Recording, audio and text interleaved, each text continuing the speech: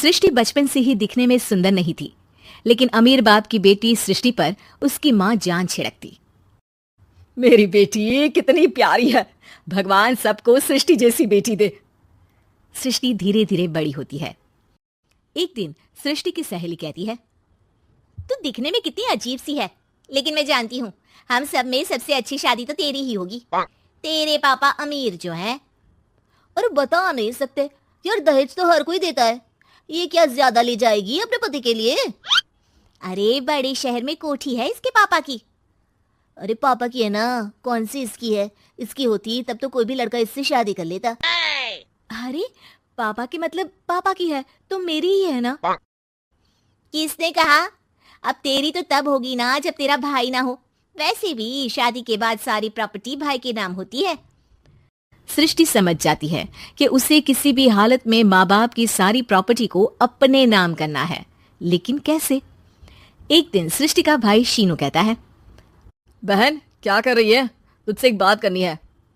अरे हाँ हाँ करना, मैं तो तेरी बहन हूँ। बहन मेरी लाइफ में ना एक लड़की है, बहुत अच्छी है। मैं सोच रहा हूँ माँ और पापा से बात करूँ शादी के लिए। सृष्टि को समझ में आ जाता है कि भाई की शादी होते ही भाभी उसे एक दिन भी घर में बर्दाश्त नहीं करेगी।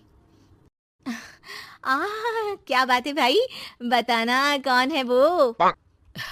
यार वो बहुत अच्छी लड़की है, पढ़ी लिखी है, मेरे साथ जॉब भी करती है। बस एक प्रॉब्लम है।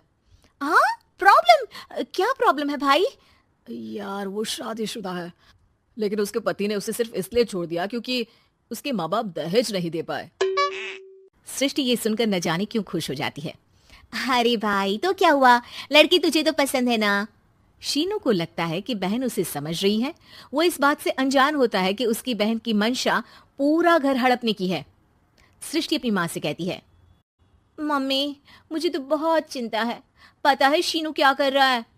अरे क्या कर रहा है, वो तो काम पर जाता है और वापस घर आता है।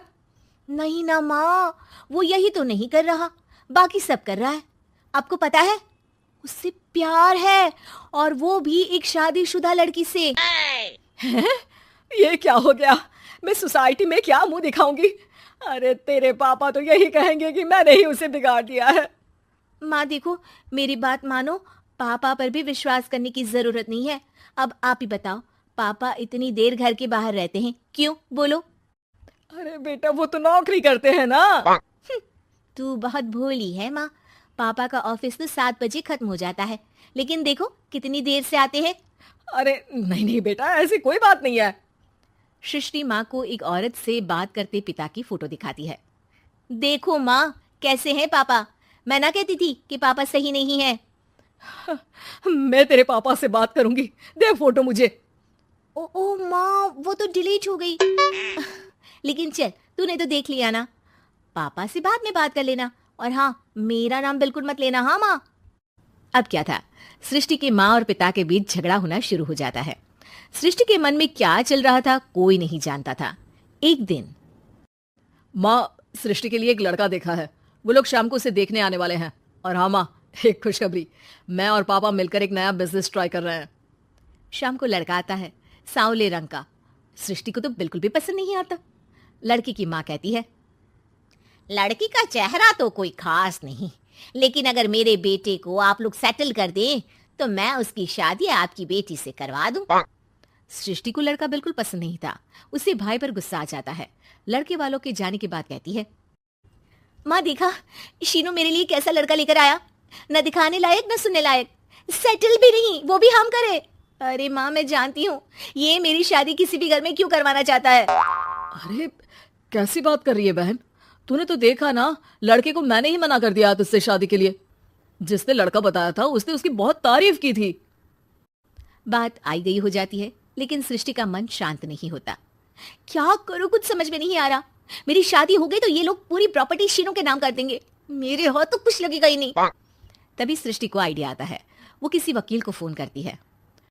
जी देखिए, अगर आपके मम्मी पापा का तलाक हो जाता है तो आपके पिता की आधी प्रॉपर्टी आपकी माँ के नाम हो जाएगी, फिर उसे वो किसी को भी दे सकती है। सृष्टि अब माँ को बेटे के खिलाफ भरती है। माँ शीनू पर नजर रखा करो, वो जिस लड़की के प्यार में है ना वो शादीशुदा है। यहाँ आएगी, सारा पैसा, रुपया, जमीन, जायदाद सब भड़प लेगी। पापा का भी हाल तुमसे छुपा नहीं है। ऐसा ना हो कि मैं और आप एक दिन सड़क पर भीख मांगे।